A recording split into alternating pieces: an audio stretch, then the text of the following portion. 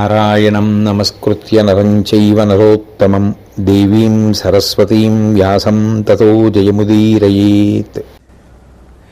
శ్రీకృష్ణ పరమాత్మ ధర్మరాజు గారితోటి పరమశివుని యొక్క వైభవాన్నంతటినీ కూడా వివరించిన తరువాత ధర్మరాజు గారు ఆ పరమేశ్వరుని యొక్క స్తుతి విన్న కారణం చేత గొప్ప ఊరటని సంతోషాన్ని పొంది మనశ్శాంతిని కూడా పొందగలిగాడు.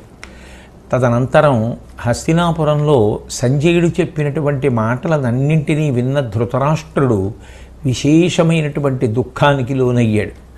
తనవారన్న వారెవ్వరూ మిగలలేదు. కడుపున పుట్టినటువంటి పిల్లలందరూ మరణించారు. భీష్మ ద్రోణాదులందరూ కూడా వెళ్ళిపోయారు. ఈ బాధని తట్టుకోలేక మూర్ఛ పొందాడు. మూర్ఛ పొంది మళ్ళీ తెలివి వచ్చిన తరువాత ఆ సంజయుడితో మాట్లాడుతూ గతజలసేతు బంధనం జరిగిపోయిన విషయం గురించి ఇప్పుడు విచారించి నేను ఇట్లా చేసి ఉంటే బావుండు అని ఇప్పుడు అనుకుంటూ ఉంటాడు.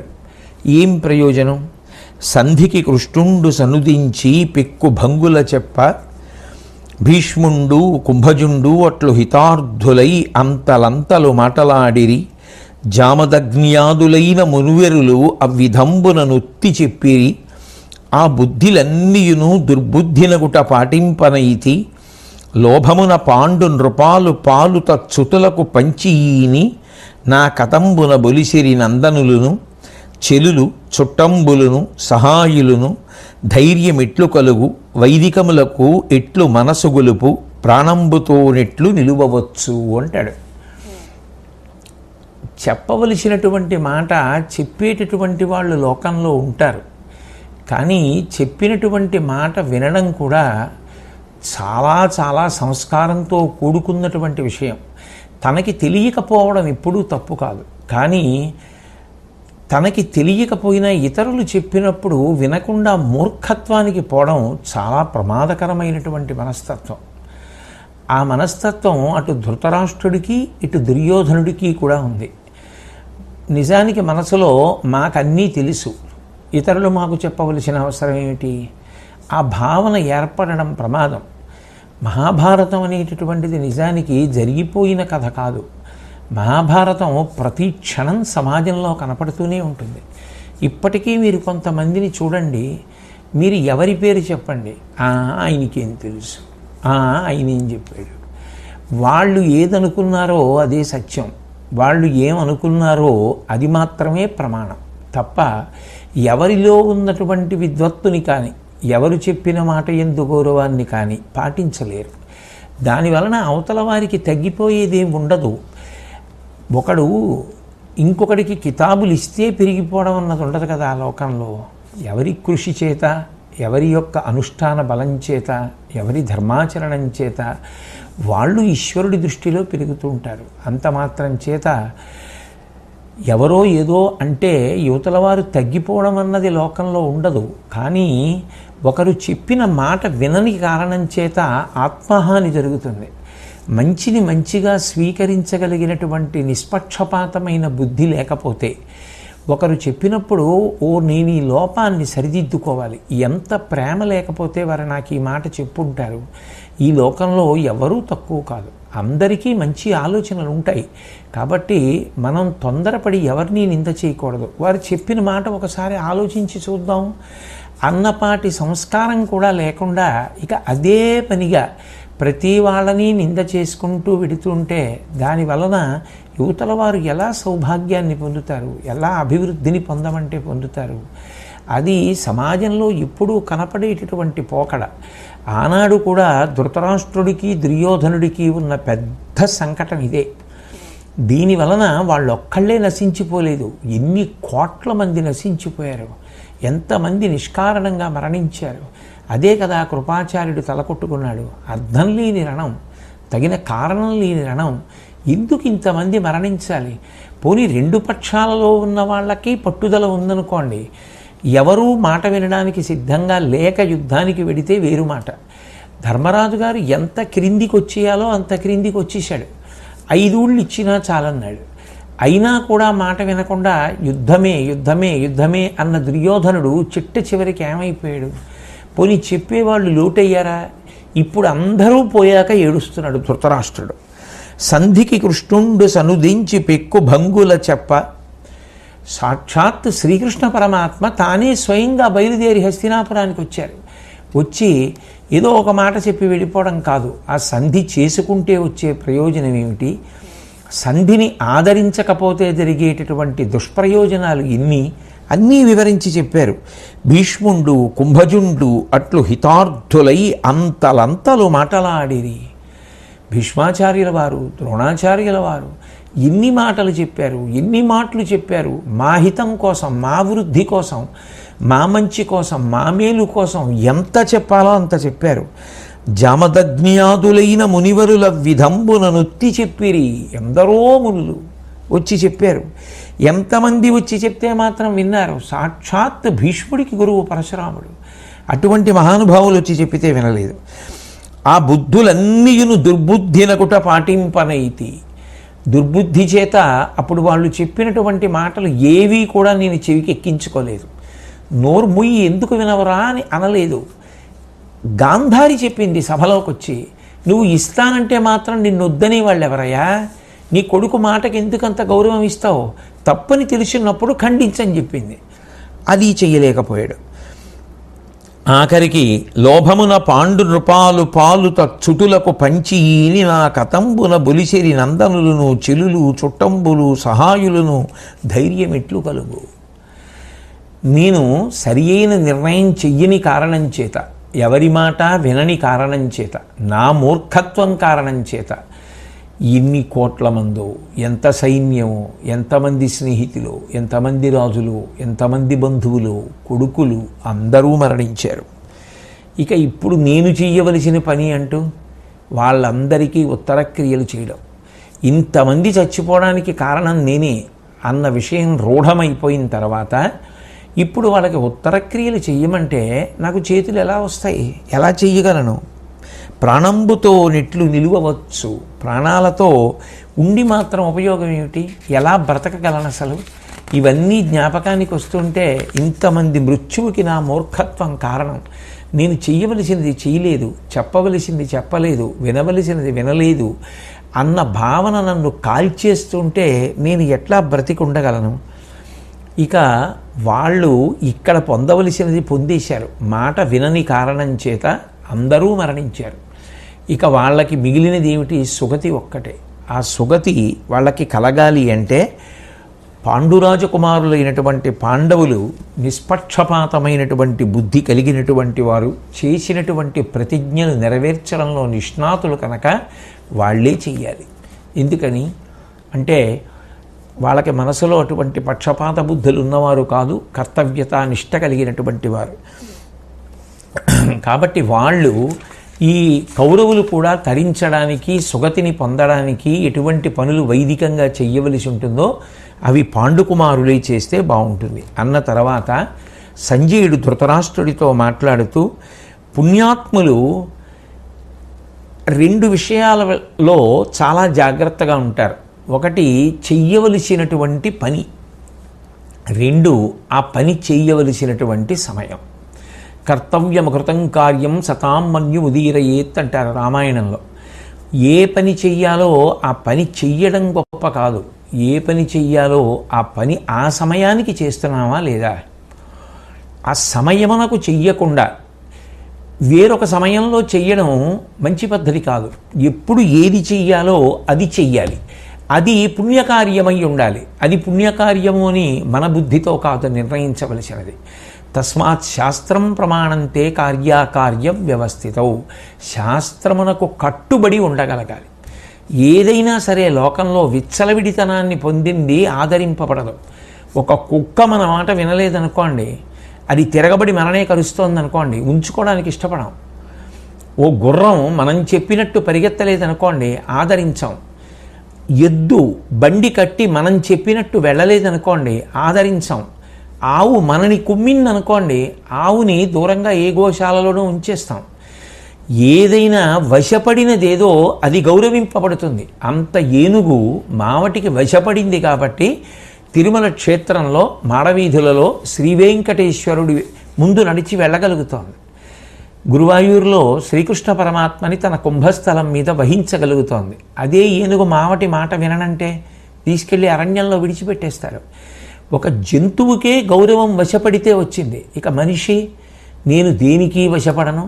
ఆ రామాయణం ఎంత, ఆ భారతం ఎంత, భాగవతం ఎంత, శాస్త్రం ఎంత, పెద్దలెంత, వాళ్ళెంత, వీళ్ళెంత, చాలా తేలిక మాట్లాడడం. కానీ దేనికి పడకపోతే పాడైపోయేది ఎవరు? మనమే పాడైపోతాం. వశపడిన వాడెవడో వాడు తాను చెయ్యవలసిన పనులను తాను నియంత్రించుకుంటాడు. ఇది శాస్త్రం అంగీకరించదు, నేను చెయ్యను అన్నప్పుడు ఆయనకు శాంతి. ఎందుకని అంటే చెయ్యకూడని పనుల జోలికి వెళ్ళడు కాబట్టి ఆయన ప్రశాంతంగా ఉంటాడు, మిగిలిన వాళ్ళకి కూడా ప్రశాంతి. సమాజ శాంతికి కారణం అందరూ చెయ్యకూడని పనులు చెయ్యకుండా ఉంటే వస్తుంది. అంతేకాని అందరూ ప్రశాంతంగా ఉండండి అంటూ చెయ్యకూడని పనులు చేస్తుంటే శాంతి రమ్మంటే ఎక్కడి నుంచి వస్తుంది? వాచా వేదాంతం అవుతుంది. కాబట్టి కార్యసాధనలో సఫలీకృతులయ్యేటటువంటి వారు మంచి కర్మలు చేస్తారు, అది తగిన సమయంలో చేస్తారు. అసూయాగ్రస్తులైన వాళ్ళు ఏం చేస్తారు? అటువంటి వాళ్ళు చేసే పనులకి అడ్డుపడుతూ ఉంటారు. మనం ఏ కోవకి చెందుతామన్నది మన మాట చేత, మనం చేసే పనుల చేత మనమే బయట పెట్టుకోవడం అవుతుంది. కాబట్టి అసూయతో పెద్దలు చేసేటటువంటి పనులను అడ్డగిస్తే ఆగిపోతాయా? అలా సాధ్యం అవుతుందా? సాధ్యం అవదు. కాబట్టి ఆ పనులు జరిగిపోతాయి. జరిగిపోతే తాము అనుకున్నది జరగలేదు అని దుర్మార్గులైన వారు ఏం చేస్తారు? చిట్ట చివరికి ఏడుస్తారు. ఎందుకనంటే వాళ్ళ ప్రయత్నం విఫలమైపోతుంది. ఎంచుకున్న మార్గం సరైంది కాదు కాబట్టి మార్గం వైఫల్యాన్ని చెందితే అప్పుడు ఏడుస్తారు. నీ కొడుకులు చేసింది అదే. నీ కొడుకులు అలా చేస్తే నియంత్రించవలసిన నువ్వు నియంత్రించలేకపోయావు.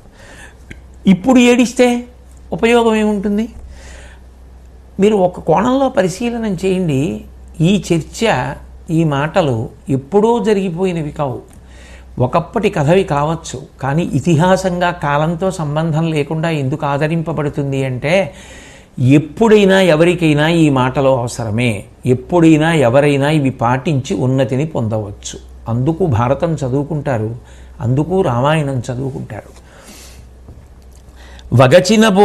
వగచిన పోయిన కార్యము అడుగునే వగవంగా లోకమాన్యుండగునే వగ పుణ్యగతికి మూలమే వగ పెల్ల విధముల నుడుగా వలయునరేంద్ర. ఓ ధృతరాష్ట్ర మహారాజా, వగచిన పోయిన కార్యము మడుగునే, చెయ్యకూడని పనులన్నీ చేసేసావు, జరగకూడనటువంటివన్నీ జరిగిపోయాయి, ఇప్పుడు ఏడుస్తున్నావు. ఏడిస్తే చేసేసిన పనులన్నీ చక్కబడతాయా? ఏమైనా చక్కబడవు. వగవంగ లోకమాన్యుండగునే, అన్ని తప్పులు చేసి ఏడుస్తున్నాడు ఇప్పుడు అంటారు తప్ప అన్ని తప్పులు చేశాడు పాపం ఏడుస్తున్నాడు అని ఎవరైనా లోకంలో కీర్తిస్తారా? బుద్ధి అన్నది ఎప్పుడు ఉండాలి? ఏడవడానికి కాదు, ఏడవకుండా ఉండడానికి ఉండాలి. అది నీకు లేదుగా. కాల్చి వాత పెట్టినట్టు చెప్పాడు. రాజే కావచ్చు, ఒక్కడు ఉన్నప్పుడు ధృతరాష్ట్రుణ్ణి ఎండకట్టేస్తాడు, ఏ దోషం ఉందో ఎత్తి చూపిస్తాడు. 10 మందిలో ఉన్నప్పుడు రాజు పట్ల అంత మర్యాదతోటి ప్రవర్తిస్తాడు. నిజంగా సంజయుడి లాంటి మంత్రి లభించడం, విదురుడి లాంటి మంత్రి లభించడం ధృతరాష్ట్రుడు చేసుకున్న అదృష్టం. ధృతరాష్ట్రుడు లాంటి ప్రభువు దొరకడం వాళ్ళిద్దరూ చేసుకున్న దురదృష్టం. కాబట్టి వగ పుణ్యగతికి మూలమే. ఏడవడం అనేటటువంటిది మంచి మార్గంలో ప్రయాణించడానికి కారణం అవుతుందా? ఏడుస్తూ కూర్చున్నవాడి యొక్క బుద్ధి సక్రమంగా పనిచేయదు. పని చేయనప్పుడు వాడు ఇంకా ఉత్తమ కర్మలు ఏం చేస్తాడు? అణిగిపోతాడు. వగ పెల్ల విధముల నుడుపవలయు నరేంద్ర. ఏడుపనేటటువంటిది ఎప్పుడూ ఉండకూడదు. అశోచ్యానన్వశోచస్తం ప్రజ్ఞావాదాంశ్చ భాషసే గతా సోలగతా సంశ్చ నాను సూచంతి పండితా. శ్రీకృష్ణ భగవానుడు కూడా భగవద్గీతలో దానితోనే ప్రారంభం. శోకించి ప్రయోజనం లేదు, మరొకసారి శోకించవలసిన అవసరమన్నా లేకుండా చేసుకో. ఇక అటువంటి అవకాశం ధృతరాష్ట్రుడికి లేదు. ఎన్నో అవకాశాలు వచ్చినా, ఎందరో చెప్పినా నువ్వు వినలేదు.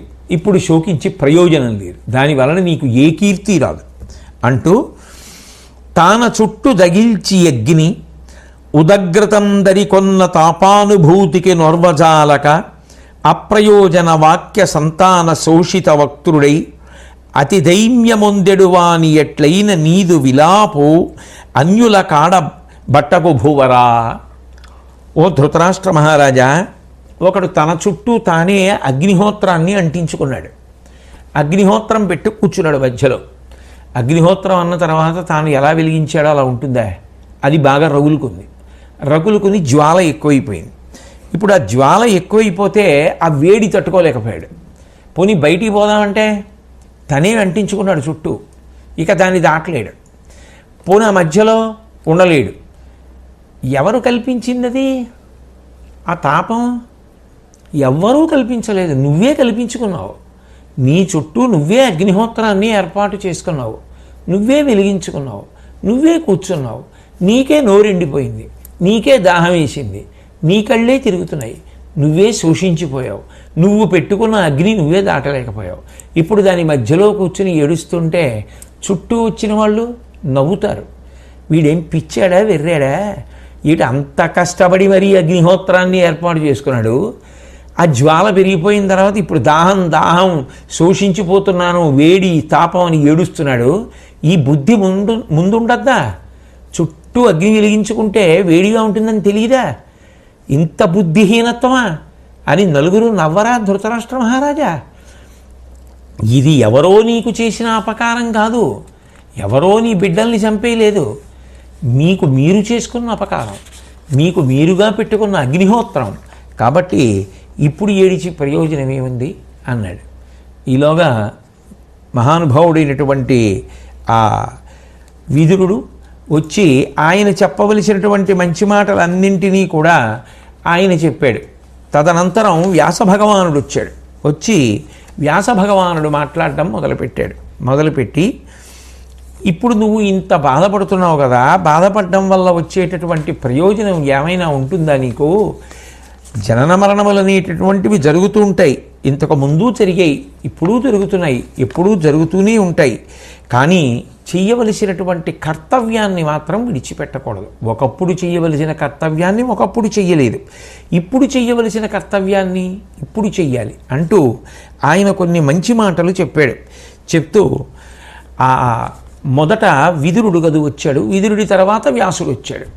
ఆ వచ్చినటువంటి విదురుడు ధృతరాష్ట్ర మహారాజుకి ఆ సమయంలో మనసుకి హత్తుకునేటట్టుగా కాసేపు శోకాన్ని మర్చిపోయి వినవలసిన విషయం మీద దృష్టి పెట్టి వినేటట్టుగా, అది మనసు మీద ముద్ర పడేటట్టుగా, ఒక్క ధృతరాష్ట్రుడికి ఏమి నాబోటిగాళ్ళకి ఎందరికో అది హత్తుకునేటట్టుగా అద్భుతమైనటువంటి విషయాన్ని ఒక చిన్న కథ రూపంలో చెప్పాడు.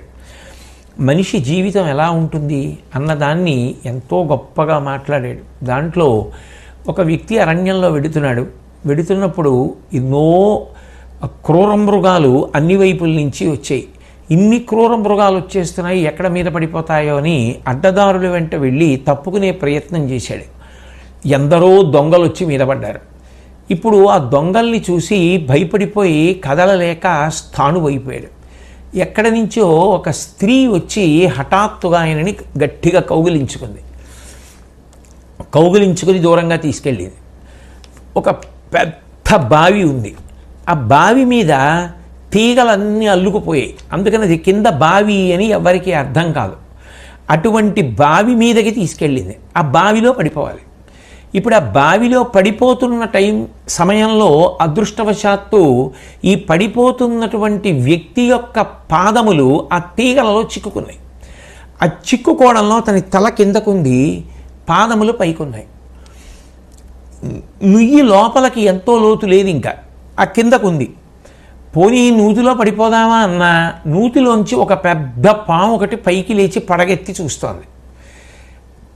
కరవడానికి తను అందట్లేదు, కొంచెం అంత ఎత్తులో ఉన్నాడు, కానీ ఇంకొంచెం జారితే బాగుండు తల మీద కరుద్దామని పాము చూస్తోంది.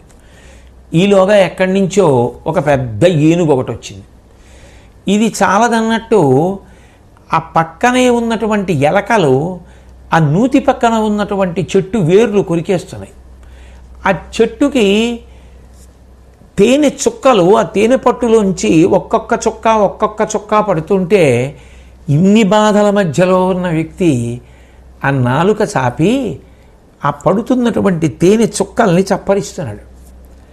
మహారాజా, మనిషి జీవితం ఇలాగే ఉంటుంది. కాలం అనేటటువంటిది ఎవ్వరి కోసం ఆగదు.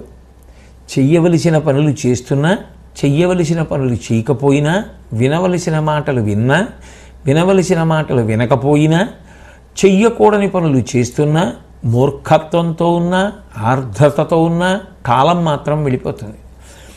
అలా వెళ్ళిపోతున్నప్పుడు అనేకమైనటువంటి రోగాలు చుట్టుముడతాయి.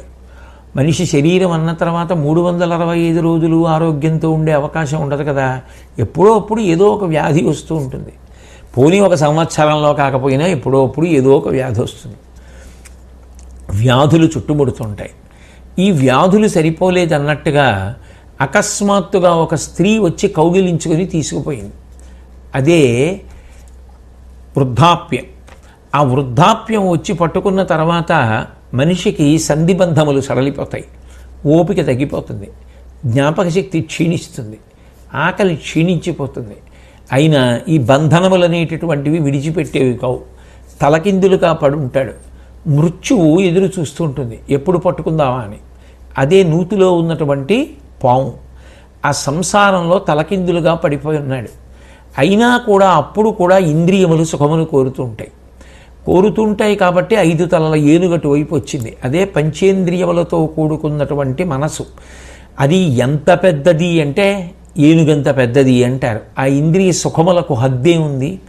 ఎప్పుడు ఇంద్రియములతో సుఖాలు అనుభవించాలనేటటువంటి కాంక్ష మనసు యందు ప్రబలుతూనే ఉంటుంది.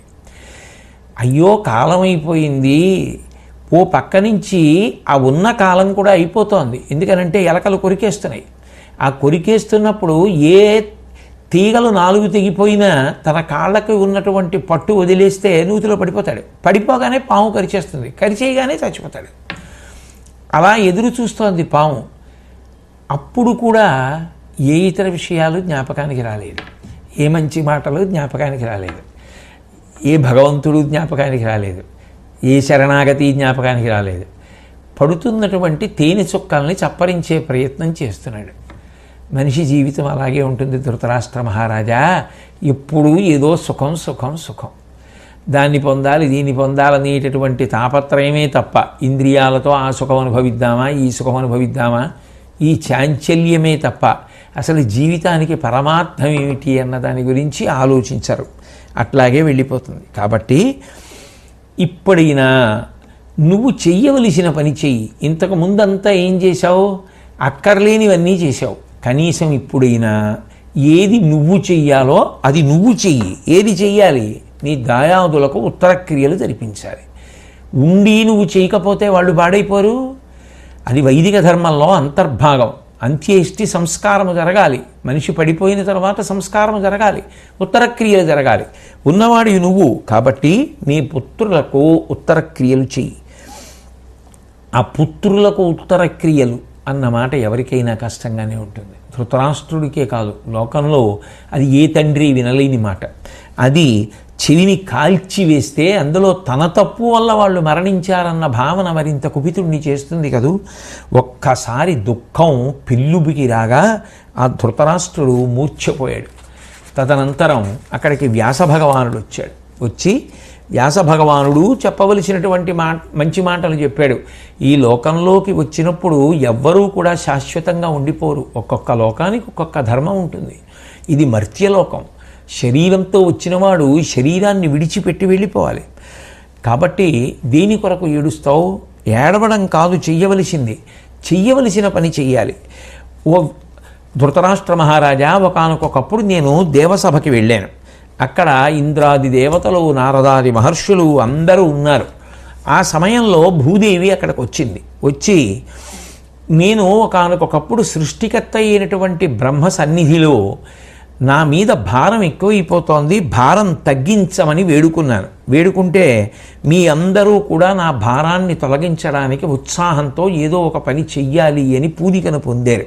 కానీ మీరు ఆలస్యం చేస్తున్నారో ఏమో నాకు తెలియదు, కానీ ఈ భారం మాత్రం పెరిగిపోతోంది. దాని చేత నేను చాలా కష్టపడుతున్నాను అని మనవి చేసింది. భూదేవికి భారం ఏమిటి? చెట్టుకి కాయభారమా? పాదుకి కాయభారమా? తల్లికి బిడ్డ భారమా, భూమికి మనం భారమా? అంటే భూమికి భారము అంటే లౌకికమైన బరువు అని కాదు దాని అర్థం. భగవంతుడు ఎట్లా బ్రతకమని చెప్పాడో అట్లా బ్రతకకుండా ఆయన ఏవి చెయ్యొద్దని చెప్పాడో అవి చెయ్యడమే ఉత్సాహభరితమైనటువంటి కార్యక్రమములైపోతే, అంటే పాపపు జీవనమునందు అనురక్తి పెరిగిపోతే అప్పుడు భూమికి భరించడం కష్టం అవుతుంది. తండ్రి శ్రీ మహావిష్ణువు ఆయన బిడ్డల్ని మీరు ఇలా బ్రతకండి అని వేదం ప్రమాణంగా ఇచ్చాడు. ఆయన ఏమీ పైశాచికవాది కాదు. ఆయన ఏమీ మనం దుఃఖపడుతుంటే చూసి సంతోషించేటటువంటి మనస్తత్వం ఉన్నవాడు కాదు. మీరు సంతోషంగా ఉండండి, మీరు సుఖాలు పొందండి అనే కళ్ళిచ్చాడు. అన్నీ చూడండి, చెట్లు చూడండి, దేవాలయాలు చూడండి, శిఖరాలు చూడండి, కొండలు చూడండి, మొక్కలు చూడండి, పువ్వులు చూడండి, పసిపిల్లల నవ్వులు చూడండి, గురువుల ముఖాలు చూడండి, మంచి పుస్తకాల వంక చూడండి, మంచి మంచి వ్యక్తుల్ని చూడండి, ప్రపంచాన్ని చూడండి. అన్నీ కల్పించాడు. చూడ్డానికి కళ్ళిచ్చాడు. ఎన్నో వాసనలు కల్పించాడు, ముక్కిచ్చాడు. ఎన్నో రుచులు కల్పించాడు, నాలుకిచ్చాడు. ఎంతమందినో కల్పించాడు, ముట్టుకుని సంతోషించమని అనుబంధాలు ఇచ్చాడు. తల్లి పాదాలు ముట్టుకుంటే ఓ సంతోషం, అమ్మ చెయ్యి పట్టుకుంటే ఓ సంతోషం, నాన్నగారి కాళ్ళు పడుతున్నప్పుడు ఒక సంతోషం, గురువుగారి పాదాలు ముట్టుకున్నప్పుడు పరమ సంతోషం. భార్య పక్కన ఆసరాగా ధర్మపత్నిగా నిలబడి తాను జీవితంలో అభ్యున్నతిని పొందడానికి కావలసిన వైదిక కార్యక్రమాలకి తోడ్పాటుగా నిలబడినప్పుడు, ఆమె వంక చూసినప్పుడు, ఆమె చెయ్యి పట్టుకున్నప్పుడు ఒక పెద్ద ఆలంబనం, ఒక సంతోషం. కొడుకు భుజం మీద చెయ్యేసినప్పుడు సంతోషం. కూతురు నాన్నగారండి అని వచ్చి పలకరిస్తే ఏమ్మా అని కూతురు చెయ్యి పట్టుకుంటే ఒక గొప్ప సంతోషం. మనవడి బుగ్గలు పుడిగితే ఒక సంతోషం. అనుభవించమన్నాడు ఈశ్వరుడు. వాటితో పాటుగా కొన్ని కొన్ని చెయ్యవద్దు అని చెప్పాడు. ఆయన చెయ్యరా, సంతోషించరా, ఆనందించరా అని ఇచ్చాడు. ఈ మార్గం తప్పి మాత్రం చేయకు అని ఒక మార్గాన్ని ప్రబోధం చేశాడు. దానికే ధర్మం అని పేరు. ధర్మచక్రాన్ని దాటకుండా అనుభవించు. ధర్మంతో కామాన్ని ముడేసుకో, ధర్మంతో అర్థాన్ని ముడివేసుకో, చాలు. నేనేం వద్దని లేదే. నీకు పులిహోర తినాలని ఉందా, చేసుకో, నైవేద్యం పెట్టుకో, కాస్త ఒకరికి పెట్టు, నువ్వు తిను, ఎవరొద్దన్నారు. చెయ్యకూడని పనుల జోలికి మాత్రం వెళ్ళకు అని ఈశ్వరుడు చెప్పాడు.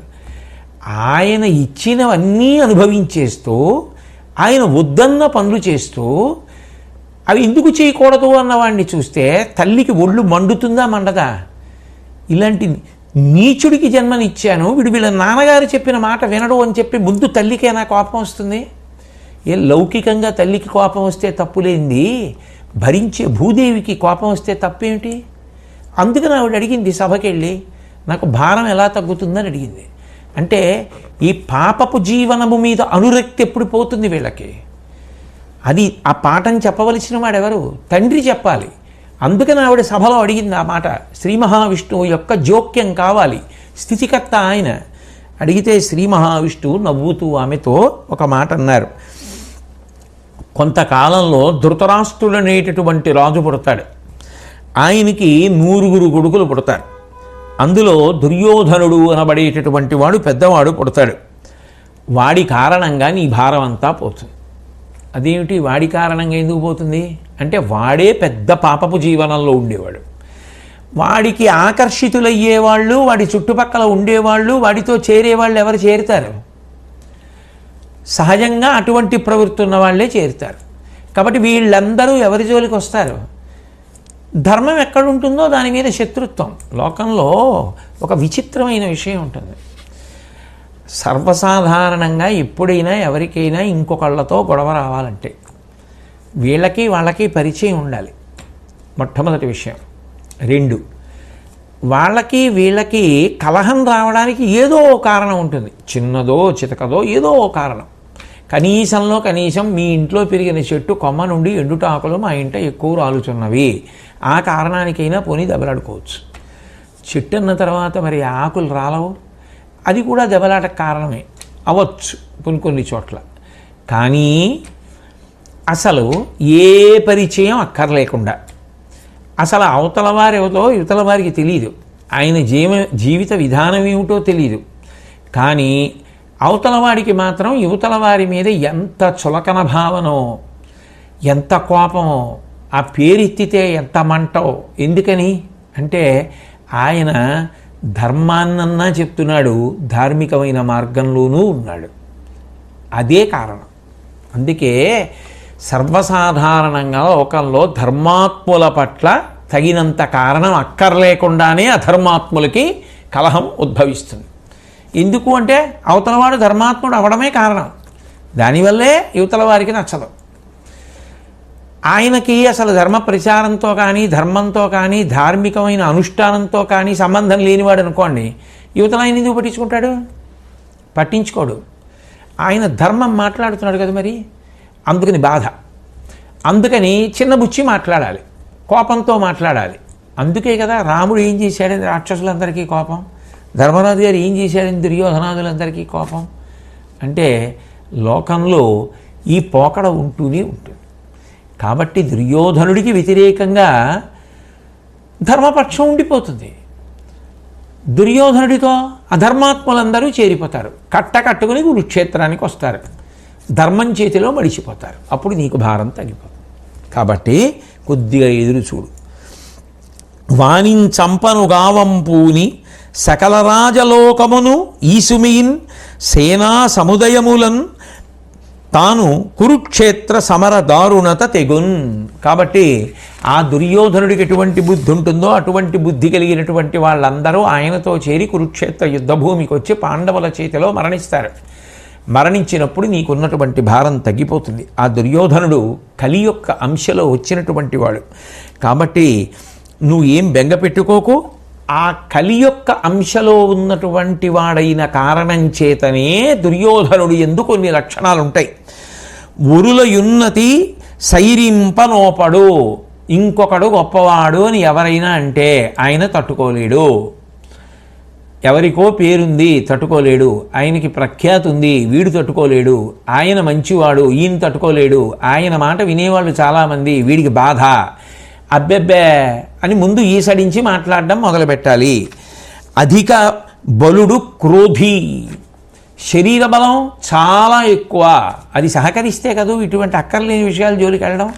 కాబట్టి అధిక బలుడు, క్రోధి, దీర్ఘకోపం. ఇంకా ఆ కోపం పెట్టుకుని ఓ మంచి పనికి ప్రయత్నం కాదు, అవతల వాళ్ళని పాడు చేయడానికి ఎన్ని చెయ్యొచ్చు అని ప్రణాళికలు రచన చేసుకుంటూ ఉండడం. క్రోధి. శూరత్వ సంపన్న బుద్ధి. ఎప్పుడూ కూడా పరాక్రమంతో కూడినటువంటి చిత్తవృత్తి కలిగిన వాడై చంపేస్తాను, పొడి చేస్తాను, కొట్టేస్తాను, దాని ద్వారా సాధిస్తాను అనేటటువంటి మనస్తత్వం కలిగినటువంటి వాడై ఉండేటటువంటి వాడు. బుద్ధి చెప్పిన వినయుడు ప్రొడగాడు కానన్. ఎంతమంది మంచి మాటలు చెప్పినా వినే లక్షణం ఉండదు. వైరంబు విడువడు కౌరవేంద్ర. ఈ కారణాల చేత వాడు శత్రుత్వాన్ని వదిలిపెట్టడో. వాడు ఏ కారణం చేతనైనా శత్రుత్వ భావన వదిలాడో ఇక చచ్చిపోవడానికి అవకాశం లేదు, మార్పు వస్తుంది. ఎందుకు రాదు? ఇదిగో ఈ లక్షణాలుంటే రాదు. అంటే ఎవరికి వారు పరిశీలించుకోవడానికి నిజానికి భారతంలో కొన్ని గుణములను ఇచ్చినట్లే కదూ. నా బోటిగాడు ఎంత జాగ్రత్తగా ఇందులో ఏమైనా నాలోకి ప్రవేశిస్తున్నాయా అని పరిశీలించుకుంటూ ఉండాలి. ఉరులయున్నతి సైరింపనోపడు. ఇంకొకళ్ళకి పేరు ప్రఖ్యాతి వస్తే తనకి ఒళ్ళు మండిపోతూ ఉండడం ఎంత అన్యాయం. ఆయన ఎంత కష్టపడ్డాడు, ఎంత చదువుకున్నారు, ఎంత చదువుకుంటే ఎంత సరస్వతీ కటాక్షం ఉంటే అలా చెప్పగలుగుతున్నారు. ఆయన దీనికోసం చెప్తున్నారు. ఆయన దాని మీద ఏం కోరారు అన్న ఆలోచన లేకుండా అసూయ పెంచుకుంటూ ఉండడం. అధిక బలుడు. శరీరంలో బలం ఉంటే ఆ బలాన్ని దేనికి ఉపయోగించాలి? 10 మంది అభ్యున్నతి కోసం ఉపయోగించాలి. బలం ఉంది కానీ దాన్ని ఉపయోగించే విధానంలో దోషం. క్రోధి. మనసులో ఎప్పుడు ఎవరి మీద ఆలోచన చేసినా కోపం పెట్టుకుని ఆలోచనే. ఎందుకని అంటే ఎవరి పేరైనా ఎత్తగానే ఆయన ఎంతటి వాడండి అని తక్కువ చేయడం, వాళ్ళని తక్కువ చేసి మాట్లాడుతూ ఉండడం, వాళ్ళ గురించి ఇంకా ఎవరైనా ఎక్కువ మాట్లాడితే పాడు చేసే కార్యక్రమాలు ఆలోచిస్తూ ఉండడం. శూరత్వ సంపన్న బుద్ధి. ఎప్పుడు శరీర బలంతోనే కార్యం సాధించగలం అనుకోవడం. బుద్ధి చెప్పిన వినయుడు ప్రొడగాడు కానన్. ఎవరొచ్చి చెప్పినా వినకపోవడం. ఇప్పుడు వాడిని భగవంతుడు కూడా మార్చలేడండి అంటారు. బహుశా భారతంలోంచే వచ్చిందేమో. పరిపూర్ణావతారమైనటువంటి శ్రీకృష్ణ పరమాత్మ వచ్చి చెప్పారు, వాడు వినలేదు, ఇంకేం చేస్తారు? కాబట్టి అటువంటి వాడు వస్తాడు, వాడి కారణంగా భయంకరమైన యుద్ధం జరుగుతుంది. జరిగినప్పుడు భూభారం తొలగిపోతుంది అని శ్రీ మహావిష్ణువు చెప్పగా ఆ దేవతా సభకి వెళ్ళినటువంటి నేను విన్నాను. కాబట్టి నీ కొడుకు నీకు కొడుకే కాబట్టి ఏడుస్తావు, కానీ నీ కొడుకుతో చేరిన వారు మరణించడం లోకంలో ఎవరూ ఏడవడానికి కారణం మాత్రం కాదు. ఎందుకంటే పరమ దుర్మార్గుడైనటువంటి వాడు కనుక అని వ్యాస భగవానుడు చెప్పి ఈ విషయం నారదుడు ధర్మరాజు గారికి ఎప్పుడూ చెప్పాడు. చాలా పెద్ద యుద్ధం జరుగుతుంది, ఆ పెద్ద యుద్ధంలో చాలామంది వడిసిపోతారు అని చెప్పాడు. కానీ అంత పెద్ద యుద్ధం జరిగితే అంతమంది మరణిస్తే దానికి తాను కారణం కాకూడదు. అది ధర్మరాజు గారి యొక్క కరుణ, అది ఆయన మంచితనం, ఆయన దయ. అందుకే నేను అర్ధరాజ్యం అడిగితే యుద్ధం జరుగుతుందేమో, ఇంతమంది చచ్చిపోతారేమో అన్న దయతోటే ఎంత కిందకి వెళ్ళిపోవచ్చో అంత కిందకి వెళ్ళిపోయాడు. అంత తక్కువ అడిగాడు, 5 ఊళ్ళు ఇస్తే చాలన్నాడు. చివరి నిమిషం వరకు సంధి గురించే ప్రయత్నించాడు. పొసగకుండా చేసిన వాళ్ళు ఎవరు? నీ బిడ్డలు. కాబట్టి అది అట్లా జరగవలసిందంతే. ఇక ధర్మరాజా ఎంత మంచివాడు, మరి అటువంటి వాడు బ్రతకడు. ధర్మాన్ని పట్టుకున్నవాడు, ఈశ్వరుడు అన్నవాడు లేడు కాపాడడానికి. కాబట్టి డెందము తిర్యజ్ఞోనుల యందును కరుణా సమగ్రమయ్యుండు భవన్నందనుడు అజాతశత్రునకున్ తచ్చరితంబు నీవు కొంత ఎరుగవే. సమస్తమైన ప్రాణుల యందు, ఒక్క మనుష్యుల యందు కాదు, తిర్యక్కుల యందు కూడా. తిర్యక్కులు అంటే భూమికి అడ్డంగా పుట్టి అడ్డంగా వెనుపాము పెరిగేటటువంటి ప్రాణుల నుండి మనుష్యుల వరకు సమస్త ప్రాణుల యందు నితాంత అపార భూతదయ కలిగినటువంటి వాడు. నీకు కుమారుడి కిందేగా లెక్క, నీ తమ్ముడి కొడుకేగా ధర్మరాజు. ఆయన ఎంత మంచివాడు. అటువంటి మంచి గుణములున్నవాడు వాటిని ఆచరించి చూపించినటువంటి వాడు. కావున నీదశ నాతనికి విముఖత్వము కల్గదు, భక్తిమేయింత వినయం గొనియాడుట తప్పదు. కాంచద మాతనిపై నీవును నెయ్యము, కారుణికత్వము నిక్కొన తమ్ములు అవ్విభుడున్ వేవురు పెట్టగా, సంతతి కల్మియ నీమది నిల్పుము పెంపొలయన్. ధర్మరాజుకి ఏ కారణం చేత కూడా నువ్వంటే ఇష్టం లేకపోవడం అన్నది ఉండదు. పెద్ద నాన్న ఆ మాట చాలు, గౌరవిస్తాడు ధర్మరాజు. పైగా ధర్మరాజు గౌరవిస్తాడు. ఇప్పుడు మేము కొత్తగా చెప్పడం కాదు, నువ్వు చూస్తున్నావుగా ఆయన గౌరవం ఎలా ఉంటుందో. కాబట్టి తప్పకుండా ధర్మరాజు నీ మీద స్నేహభావాన్ని, గౌరవభావాన్ని చూపిస్తాడు. ఆయనతో పాటుగా మిగిలినటువంటి సోదరులు కూడా చూపిస్తాడు. నీ సంతానానికి మారుగా ఆ ధర్మరాజుని వాళ్ళని 1000 మంది సంతానంగా భావించి చక్కగా వాళ్లతో పొత్తికగా జీవించు. అది నీకు శ్రేయస్కరం. దాని చేత నువ్వు వృద్ధిలోకి వస్తావు. ఇప్పటికైనా ఈ పిచ్చి విడిచిపెట్టేసేయమని వ్యాస భగవానుడు కూడా ధృతరాష్ట్రుడికి చెప్పాడు. స్వస్తి.